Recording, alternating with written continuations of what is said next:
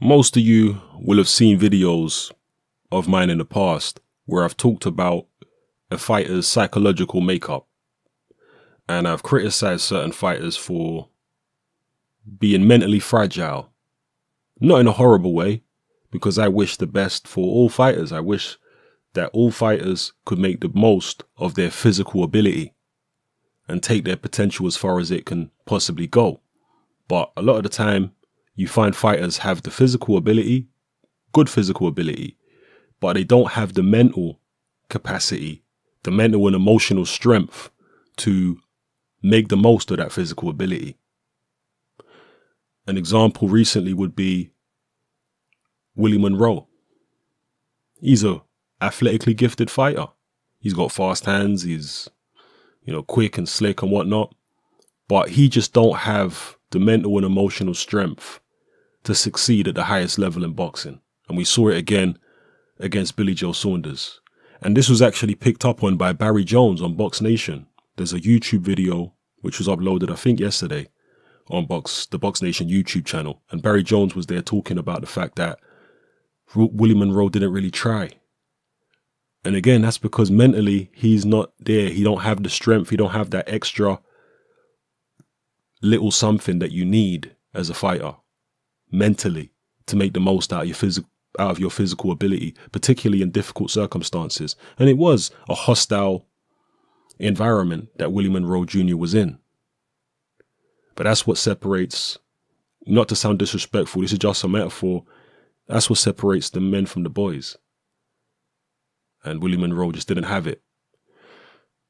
In this instance here though, with Luke Campbell, he does have the mental strength to make the most of his physical ability. Now, his physical ability might not be good enough.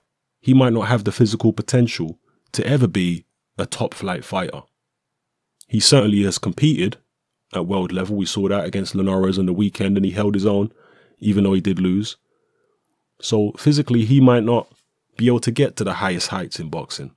But mentally, from what's come out now after the fight, I'm convinced that Campbell will at least make the most of his physical ability. However far or however good that physical ability is, Campbell will make the most of it because he has the mental strength to do it.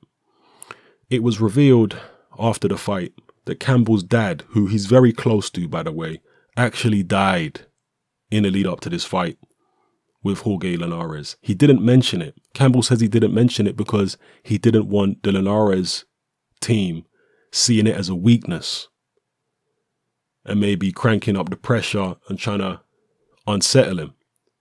So that shows a wisdom there because he understands the psychology involved in sports like boxing. He didn't want to let the enemy see any weakness in him. It also shows professionalism to actually go through with the fight. I know it's a well-titled fight, he's getting paid well and whatnot, but still, a lot of people would be so distraught that they wouldn't be able to go through with the fight. Campbell did go through with the fight. And we didn't see any mental breakdown or anything like that. So he showed tremendous mental strength to be able to go through with it under the circumstances of somebody dying. He would have been well within his rights. I talk about fighters crying and criticize them for crying sometimes. But if your dad died and you're close to your dad, I'm not going to criticize you for crying, bro. That's a deep situation.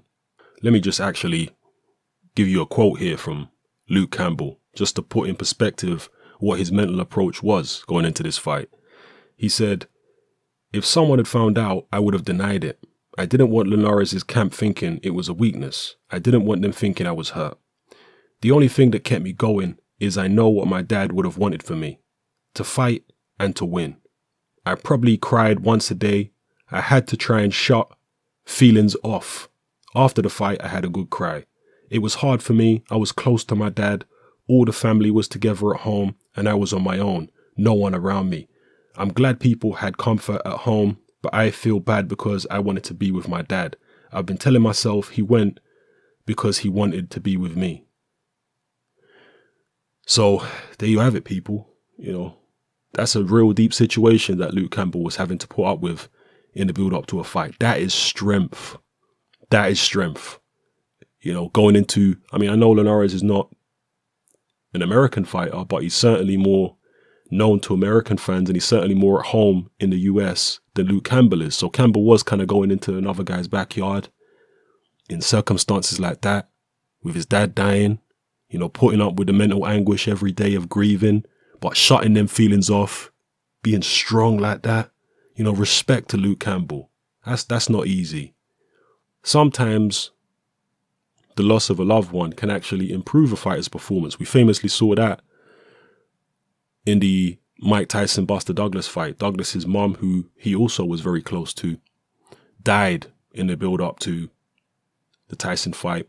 And it actually took Douglas's performance to a next level because he felt like he was doing it for his mom, you know, for the memory of his mom. And he was emotional after the fight. He did cry briefly. And that's understandable. Not just because of the fact that he lost his mom, who he loved, but also overwhelmed with emotion because he pulled off one of the biggest upsets in boxing history, you know. So anyway, my point here is I have to take my hat off to Luke Campbell for showing that level of mental strength. And that's the kind of strength that it takes in this sport at the highest levels, you know. If you want to succeed, and at the end of the day, as I say, if you want to make the most out of your physical ability, you need the mental strength, the emotional strength to be able to do that. Audley Harrison, another good example of a guy who physically had ability.